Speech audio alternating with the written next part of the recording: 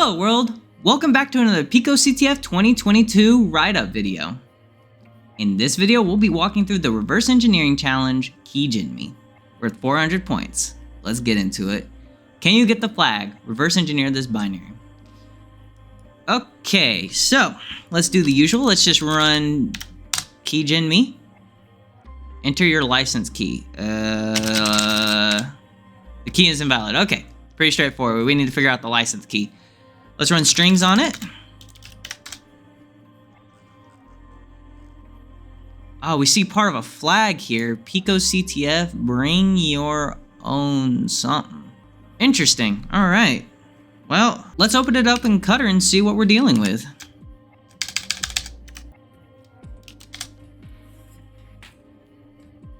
Okay. All right, so we do have a main function to look at here. So here we go, enter a license key, fgets, and then cvar1 equals function. If cvar1 equal to old terminator, that key is invalid. Else put that key is valid. Okay, so we probably need to take a look at this function right here. And if we go in here, we'll see, okay, there's some readable characters. Oh, here we go. That's what we saw in those strings. And it says picoCTF, bring your own key underscore and then an end curly brace. Huh. So you know how our typical picoCTF flags, they have those 8 hexadecimal characters that are RNG to your challenge or whatever so that people can't copy your flag exactly? It's to prevent flag sharing. So you pretty much have to solve it in order to be able to have the right flag to submit. And it looks like it wants us to produce those values. Now, are those values the license or is the whole flag the license?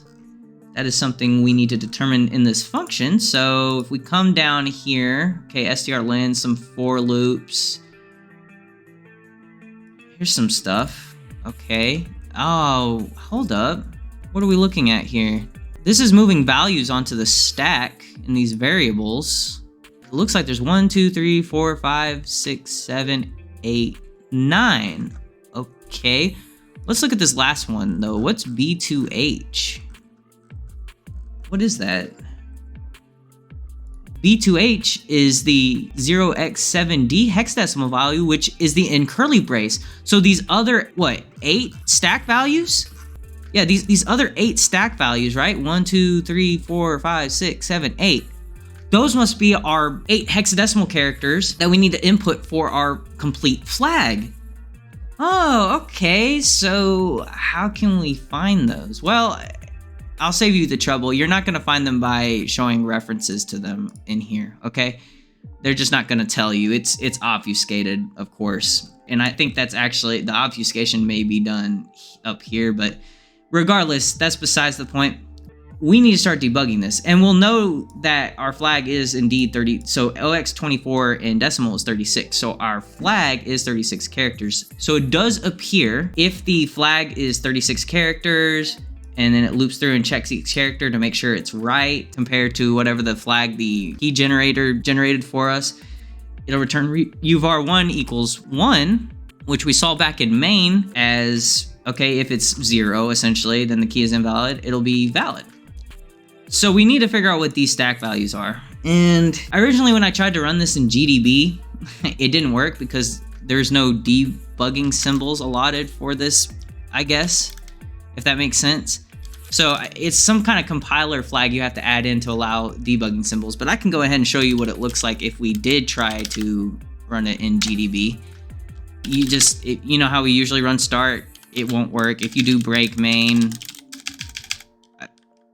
is it asterisk main?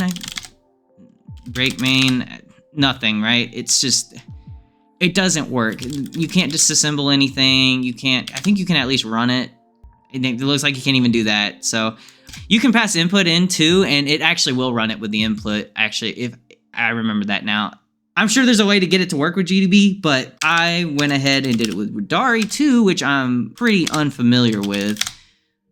But for this case, I was able to successfully use it to solve this challenge. So first thing we want to do is we want to make a dummy flag, and it looks like I already have one here. And we'll pipe that into foo, cat foo. And there you go. So that dummy flag will be what we're passing into the standard input for the key generator. And we can just run R2 tac AA. That's essentially, if you notice kind of like the output when we run cutter, you'll notice that it runs like that tac AA, which is just analyzing all the symbols and stuff. We could go even further with 3 A's, but we don't need to for this. So we'll do /Keygenme. Okay, so now we're in Radari 2. Now the first thing we need to do is set the standard input to our dummy flag that we put in that file, right? So how we can do that is we can run DOR. In fact, I'll just run DO question mark. And you'll notice DOR, comma separated list of whatever profile options. So it's the command that will allow you to read from a file for stdin. So we need to do DOR and then stdin equals foo. And that should give us our dummy flag as our standard input for the user when we run the program. So it'll automatically put that flag in for us when the prompt comes up. Now we need to actually run DOO to reopen in debug mode because we want to be able to debug the code with debug mode, which is what we wanted to do in GDB, but because the debug flag wasn't set when the program was compiled, we couldn't see any like debugging symbols. But that is not an issue for Radari. And like I said, there's probably a way to do it in GDB, and I'm sure we'll see it in the write-ups, maybe, I don't know. But for now, this is how we do it. So we'll just run DOO, and now it's read opened in read write mode. Awesome. So we know there's a main function, so we need to just do db main.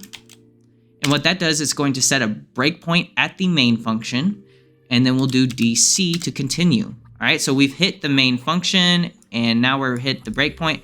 Now we can do PDF to print the current function we're in and disassemble it as well. And you'll notice what's really nice about Radari is it actually tells you, what these variables are that we saw like in Cutter and where they are located on the stack address-wise based on the RBP register or whatever other registers.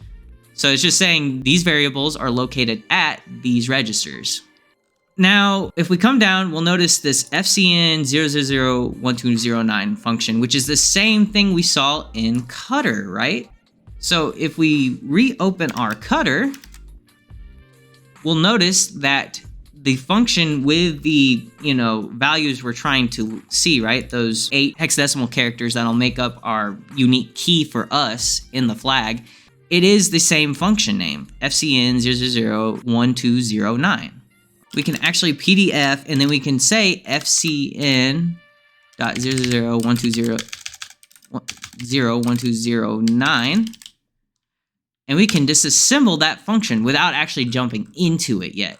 And then you'll notice, and if you scroll up, you'll see that this is the same variables and stuff that we saw before that's storing our hex characters that we want to see on the stack. So we pretty much need to see this. So where would we strategically put the breakpoint? Well, we would put the breakpoint somewhere after all this, right? Somewhere after all these values are moved onto the stack. So this spot is as good as any, right? Because this last one right here, remember B2H is our ending curly brace. This one right here is probably the ending of our stack. And then the rest of these are the 8 characters that we need to complete our flag. So why don't we go ahead and breakpoint right here after all these values are moved into AL, which again is part of the accumulating register, right? RAX. It's just a section of it, like 8 bytes, I think, of it, something like that. Regardless, we can copy this and we can do a breakpoint at it, and it should be set up. Now we'll hit DC to continue. All right. And so we've hit the breakpoint. Now we can print our current function again, and you'll actually see where our breakpoint is at. And actually, it looks like we are still in main. So let's just run DC again. And now we should be in our function. Yes, we are now in our function, and you'll notice that we breakpointed right here, exactly where we wanted. Now, how do we read from the stack though in Radari? Well, we can simply do PS, and if we do a question mark, we'll notice PS print string. could also do px for print hex, but ps will print a string from the stack. And all we have to do is pretty much put in the register that we want to read from. Now, you may be thinking, okay, we need to print all these one by one, but we don't need to because they're each stored on the stack, and that can be seen by the AL, which is the accumulator register. So why don't we try printing var b2h and see what happens, because this is the accumulator register, right? It should print out everything we want. So if we come up here, var b2h is right here. So rbp minus oxb2. So if we do ps at rbp minus 0xb2, I think it was, you'll see it's the in curly brace. But where's the rest of our flag? Here's the thing. Remember, stacks are last in, first out. So this var b2h is actually the first one out when we're trying to print from the stack, right? If we're trying to print this AL register essentially, or this, variable right here, it's not gonna print out all the way because it's the last value on the stack. So it's the first one out, like I said. So we actually need to print out var 15 because it's the first one on the stack. So it'll be the last one out. So if we print out var 15, essentially the rest of the flag will be printed out. All of these will be printed out. It works backwards, remember, because it's the stack. So we need to print out this variable in order to get the rest of these, because these are all being accumulated together via the AL register and EAX. Okay, so let's go look at var 15, RBP minus 0x15. Okay, that's pretty straightforward. So we need to do PS at RBP minus OX15. And there you go. There's the in curly brace, and there's the 8 characters we need in order to recompose our flag properly. So we can quit now. Yes. All right. Now we just want to run Keygenme. Actually, let's cat foo out. Now let's run that /Keygenme and enter license key. We'll copy this portion of our flag here, and then we'll copy the in portion of the flag.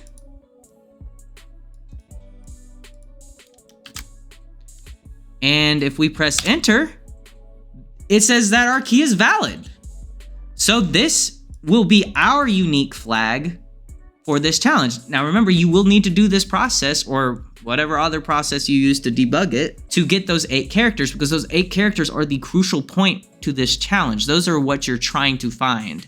And whether you can solve the challenge or not is completely dependent on if you can pull those 8 values from the stack when you're debugging. I know that was a bit complicated, but if you enjoyed the video, drop a like and subscribe to the channel to show your support. Turn on post notifications to get regular injections of cyber content directly into your feed. Check out our Patreon, join our Discord, and follow us on Twitter. Links in the description box down below. And leave any feedback or questions in the comments section down below. This is Almond Milk. Thanks for watching. Goodbye, world.